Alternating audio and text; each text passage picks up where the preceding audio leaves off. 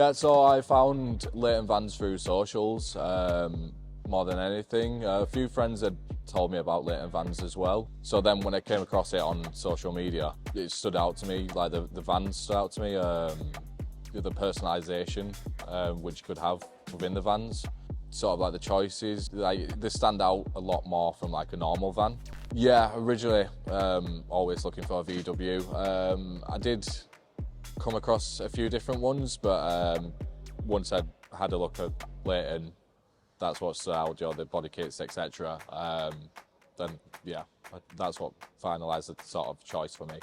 Yeah, so the carbon fibre steering wheel, really good choice. You can have a choice of different steering wheels, but that was the choice for me.